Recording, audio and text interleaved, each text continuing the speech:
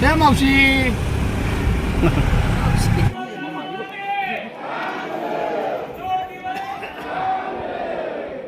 गोष्टीला चिडते तीच गोष्ट बोलायची. बरोबर. नाही ताई दीदी मॅडम म्हटलं आणि असे बसणार आणि आडवे. तिन्ही धान्याची कोटा जर मिळून बघितलं तर 25,000 खंडी 20 पोत्याची एक खंडी असती. 5 लाख क्विंटल धान्य मावण्याची क्षमता असलेली धान्याची कोटा. तुझ्या आता जीव रंगला राहणार.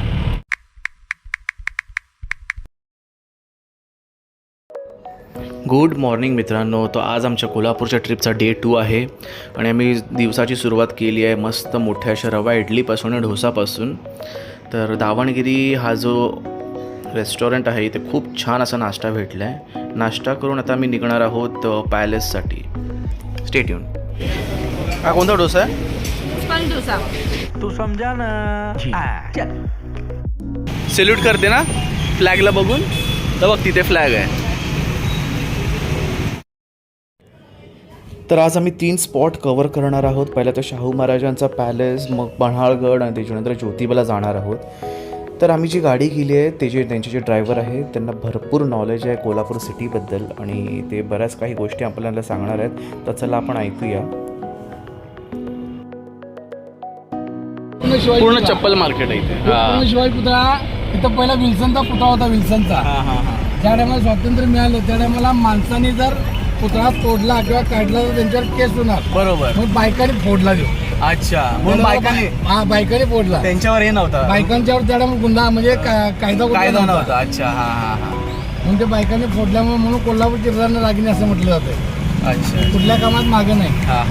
खायची बी आणि मारायच्या बी आणि कामाच्या बी असं नाही. तिन्हीच्या बी. हा बरोबर आहे. 150 वर्षापूर्वी दुकान आहेत माळकर. शालिनी माळकर. हे जुना राजवाडा ते नवीन राजवाडा जायचा रस्ता आहे. हो. छत्रपती शाहू महाराज या रस्त्याने जायत असताना इथं गंगाराम यमाजी कांबळे म्हणून होते. त्यांचं हॉटेल होतं. हॉटेल सत्य सुधारक हॉटेल. तर त्या हॉटेलमध्ये एकटेच बसले असायचे. अच्छा. तर त्यांनी याला एकदा बोलवलं तर असं काय तर मी दलित असल्यामुळे माझ्याकडे कोण येत नाही. मग छत्रपती शाहू महाराजांनी स्वतः त्याकडे चहा पाणी नाश्ता करायला चालू केलं. अच्छा. आता ते हॉटेल राहिलेलं नाही तर त्यांचं स्मारक आहे. अच्छा. इकडे काय हे दिसते नाही डावीकडं. अच्छा. हे इकडे ना. हे डावीकडे. हो. अच्छा. ते लिहिलेलं बघा सत्य सुधारक हॉटेल गंगाराम यमाजी कांबळे 1916. 1916. हो. शाहू महाराज चालू केलं. हे डावीकडे बघा एकदम प्राचीन आहे. हो. जबरदस्त. एकदम जुना कोर्ट स्मारक म्हणून. हे शाहू महाराजांनी त्या टायमाला आजारी पडले. शाहू महाराज त्या टायमाला चांगले डॉक्टर इथं भारतात नसल्यामुळं त्यांनी इंग्लंडहून डॉक्टर बोलवला. इंग्लंड बरोबर. आता माझी कंडिशन अशी आहे तर गोरगरिबांची काय म्हणून त्यांनी बरोबर इथं म्हणजे फ्री मध्ये हॉस्पिटल चालू केलं. आता सरकारी दवाखाना आहे. सरकारी हॉस्पिटल. कामगार आरोग्यमंत्री दिग्विजय खानविलकर होते की नाही. म्हणजे याचं एकदम जबरदस्त काम होतं चालू. आत्ता बी आहे नाही असं नाही तर ते मंत्री असल्यामुळं त्याने एकदम चांगली व्यवस्था केली. हे जिल्ह्याला पूर्ण जिल्ह्याला एकमेव सरकारी मोठं दवाखाना येऊ.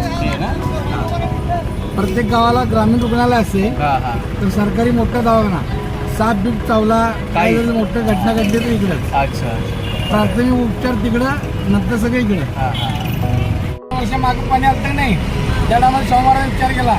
आत्ता परिस्थिती अशी आहे इथं दुष्काळ पडलेला त्या टायमाला मी त्या मावशी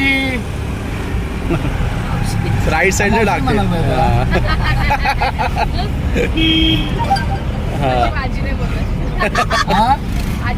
आणि आडीवाला सांगितलं असतं आज जेवण.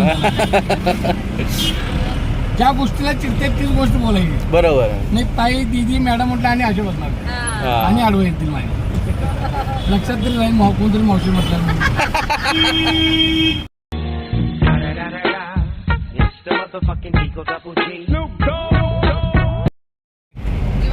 हा वाघ सिंह हत्ती कोल्हे लांडगे यातलं काही नाही आहे. यातलं काही नाही. मग काय आहे? मोर ससा हरण आहे. मैं तो कुछ और ही समझ रहा था. काय ऐकायला बरोबर तुम्ही सांगायचं. काका ते दुष्काळ परिस्थिती पडली त्याचं काय सांगितलंच नाही. हा ते ते दुष्काळ ज्या टायमाला पडलं त्या टायमाला शाहू महाराजांनी असा विचार केला की एवढं इथं कोल्हापुरात पाणी पडतंय, पाऊस होतोय आणि आता जर ही परिस्थिती आहे तर 100 वर्षानंतर काय मग शाहू महाराजांनी, छत्रपती शाहू महाराजांनी आपल्या स्वखर्चातनी राधानगरी धरण आहे, राधानगरी धरण, ते धरण बांधलं त्यांनी. आणि धरण बांधत असताना त्यांनी आपल्याकडची जेवढी पुंजी आहे सगळी खर्च केली. तर त्यांनी शेवटी पैसे खर्च झाल्यानंतर पूर्ण आता धरण अपुरं राहिलं. आता काय करायचं तर कोल्हापूरमध्ये एक शेट होतं, शेट त्याने पैसे कर्जा स्वरूपात त्यांनी घेतले. त्याला बोलून वाड्यात सांगितलं की माझ्याकडे घाण ठेवायला काय नाही, मी माझा शब्द तुझ्याकडे ठेवतोय, ह्याचा खर्च कर धर्माचा राहिलेला, तुला मी व्याजासहित पैसे परत देणार आणि माझा शब्द परत घेणार. त्या ग्रस्तानं महाराजांच्या शब्दाला किंमत दिली आणि त्यांनी आपला शब्द पैसे दिले. ते धरण पूर्ण झाल्यानंतर शाहू महाराजांनी व्याजासहित पैसे दिले बोलून आणि आपला शब्द परत घेतला त्यांनी. आणि त्याला ताम्रपत्रामध्ये हे लिहून दिलं की तू आजपासून या नगरचा शेट बनून, नगर शेट, जिथं भवानी मंडप आपली गाडी थांबलेली नाही त्या बरोबर उजव्या साईडला नगर शेट म्हणून बिल्डिंग आहे मोठी. कोल्हापूरमध्ये त्या लई बिल्डिंग आहे. हे शाहू पॅलेस आहे, इथं तिकीट आहे, तिकीट माणशी 40 रुपये. हा पाणी पूर्ण उतरायचं नाही, पुढे जायचं आपल्याला, कोणतरी एक उतरून तिकीट काढा.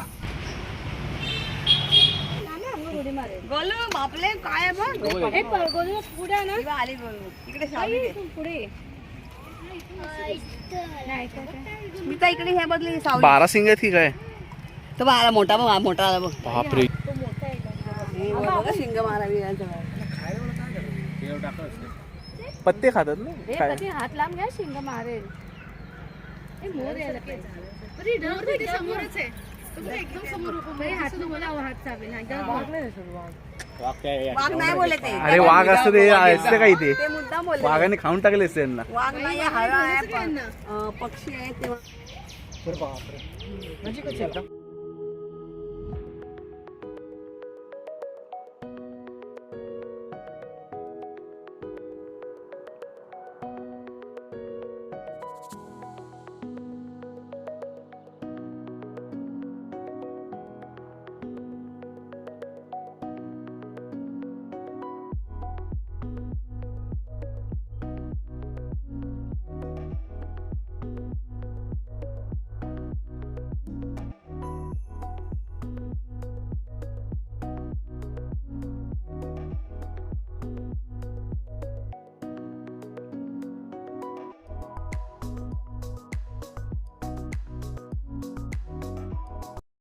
तर हा जो गेट आपण इथे पाहतोय हा एंट्री आहे सगळ्या टुरिस्ट लोकांना महलच्या आत जाण्यासाठी. आतमध्ये खूप मोठा म्युझियम आहे, जुने बंदुकी, तलवारी, भरपूर इंटरेस्टिंग गोष्टी आहेत. पण व्हिडिओ शूटिंग अलाउड नव्हती म्हणून काढू शकलो नाही व्हिडिओ आम्ही.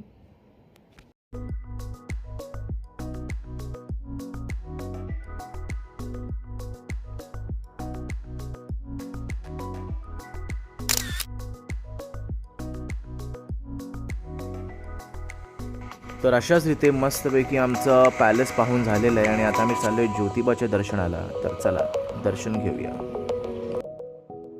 शूटिंग झालंय तुझ्या कोल्हापूरचे नाही, त्यांचं कॅरेक्टर कोल्हापूरचा बघ. कोणतं ते? तो काय? हे वीर आणि तो गोटा दाखवला याने. अच्छा, हा. वसगडे म्हणून गाव आहे, वसगडे. तिथे शाळा दाखवल्या त्याने, कुस्तीचं मैदान दाखवलंय. तुझ्या आता जीव रंगला.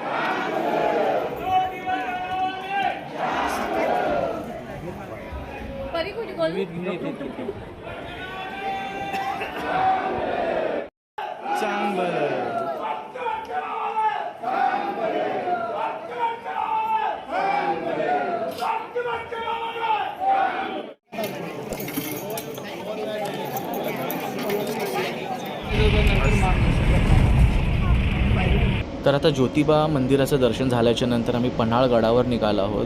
या गडाची मेन USP किंवा मेन पॉईंट असा आहे की हा फक्त गडच नाही, गडच्या वरती एक मोठी सिटी आहे जिथे बरेचसे लोक राहतात आणि ह्या सिटीला स्वच्छतेसाठी गव्हर्नमेंटकडून बरेचसे अवॉर्ड्स भेटलेले आहेत। आणि इकडचे लोकल लोक जेव्हा आपण येऊ इथे तर आपल्याला सर्व करतात खरडा ठेचा, झुणका भाकर जी 1 नंबर टेस्टला असते, तर आपण नक्कीच ट्राय करू शकतो। आता आपण पुढे बघणार आहोत पन्हाळगडाचा इतिहास। आम्ही एक गाईड हायर केला आहे ज्यांना बऱ्याचपैकी नॉलेज आहे, तर ते काय सांगतात पन्हाळगडाच्या इतिहासाबद्दल ते आता आपण ऐकूया। तुम्हाला ओळख करून देतो, त्यानंतर आपण ह्या जुन्या इमारतीची माहिती घेऊ। कारण महाराष्ट्रातला पन्हाळा किल्ला एक असा किल्ला आहे की सगळ्या किल्ला लोकांना फिरून दाखवला की लोक शेवटी विचारतात गड कुठं आहे किंवा किल्ला कुठं आहे। नगरपालिकेचं एंट्री टॅक्स घेऊन जिथं ते आतमध्ये आला आहे तिथं त्याच्यापेक्षा मोठा दरवाजा होता 4 दरवाजा, आपण बघणार हा 3 दरवाजा। हे आपण आता सुरुवात करणार किल्ल्याच्या पश्चिमेकडच्या प्रवेशद्वारापासून, याला 3 दरवाजा किंवा कोकणी दरवाजा। आपल्याकडे मराठीमध्ये एक म्हण आहे कपाळ मोक्ष। गडबडीत गेला की डोकं फोडून गेला। हे अडचणीचं काय ठेवलं असं आपल्या माणसाला माहिती आहे, अडचणी तो अडचणीत फिरू शकतो। 50 जणांना हल्ला नाही तसे दगड बांधकामामध्ये वापरले। राजाकडे जी लोक असतात लोकांच्या 2 वेळच्या भाकरीची सुरक्षित राहायची व्यवस्था राजाला करावी लागते, म्हणून याला संरक्षण जात आहे। स्वतःची तटबंदी, बाहेर पाण्याचं खंदक होतं आणि लाकडी साकं वाचायचं। आपल्याकडे आपण धान्य साठवायला बळद वापरत होतो, माहित आहे का तुम्हाला? जुन्या लोकांना माहिती, बळद म्हणतो आपण। तर हे दिवसभर काम केल्यानंतर लोकांना 2 वेळच्या भाकरीचं सुरक्षित ठिकाणी ते ठेवायचं। आता एक वॉर्डर आपण सोडून ठेवलं, दुसरीकडे जाणार नाही। किल्ला बांधून पूर झाल्यानंतर पहारेकरी किल्ल्याच्या रक्षणासाठी गेल्यानंतर मग बुरजावर जाणार, कोणी विहिरीवर जाणार, मग ह्या छोट्या किल्ल्याचा वापर संपत्तीसाठी केला होतो। राजाचं वास्तव्याने किल्ल्याचा खजाना, डोंगरी किल्ल्यावर सगळ्यात जास्त किंमत ह्या धान्याला। याचं कारण का तर गडावर जमीन अशी आहे इथं पिकत नाही काय, ते येणार साईडच्या शेतकऱ्यांच्याकडून शेतकार रोपांनी त्याच्यासाठी 3 कोठारं बांधाय, भातासाठी वेगळं, ज्वारीसाठी वेगळं आणि नाचण्यासाठी, म्हणजे अखंड हा एक डबा पूर्ण। 3 धान्याची कोठार जर मिळून बघितलं तर 25,000 खंडी 20 पोत्याची एक खंडी असती। 5 लाख क्विंटल धान्य मावण्याची क्षमता असलेली धान्याची कोठारं आहेत। आता 5 लाख क्विंटल म्हटलं की लोकांचा पहिला प्रश्न असतो या धान्याला खराब व्हायचं किंवा कीड लावायचं। या गडावरची त्या काळातली सर्वात मोठी कीड असेल तर किल्ल्यावरची सैन्य। आपल्याकडे 1-2 भाकरी खाली म्हणजे असं झालं, सैनिकाचं खाणं होतं चवडीनं। 5 भाकरीची एक चवड असती, 2-4 चवड सैनिक एका वेळेला खायचा, किडेपर्यंत राहायचा विषय सोडून द्या। आणि दुसरी गोष्ट एवढी जाड भिंत असल्यामुळं बाहेरच्या वातावरणात परिणाम ते होत नाही। जिन्यातनं वर जायचं धान्य टाकायला। आजकालची आपली जी बांधकाम होतात एका सळ असतात अशी, हे बांधकाम एका बरोबर नसतं। इकडे बघा, भले 2 इंचाचा अपसेट असेल, हा आत गेलं बांधकाम, याला म्हणतात रेस्ट इज बॅक साईड। बांधकामाचा बोजा आत ठेवायचा नाही, आज जरी असलं आत पडणार आहे, का पडणार? आतल्या अर्चना कुठं तुम्ही धक्का लावला, ही बांधकाम पडली तर भविष्यात आतल्या आत पडतात, बाहेर पडायचं बांधकाम नसते। अच्छा, खाली खिडकी आहे, हे धान्य काढून येण्याचं ठिकाण। दरवाजाला पट्टी असते, आपल्याकडे बळद होते, बळद काही ठिकाणी बोळीला होतं ग्राममध्ये, वरून सोडायचं तळातलं काढून घ्यायचं। आता 1000 वर्षापूर्वीची ही सिस्टीम लोकांनी वापरली, कम्प्युटर वापरते तुमच्या सगळेच वापरतात।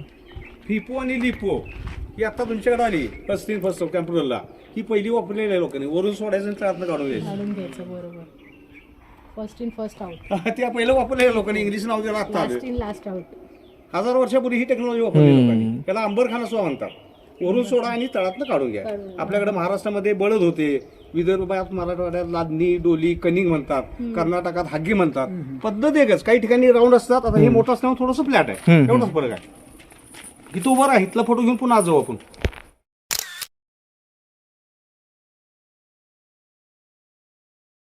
बोलू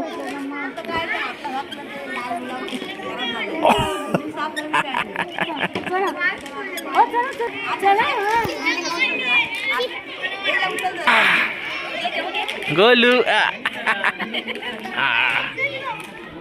उभी राहा।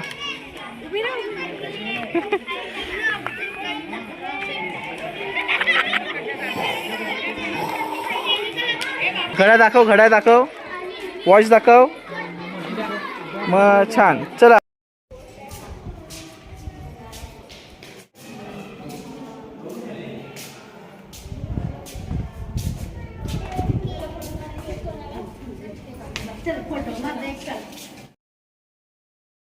तर मित्रांनो, अशा रीती आमची 2 दिवसाची कोल्हापूरची पिकनिक सुंदर रूपे पार पडली आहे।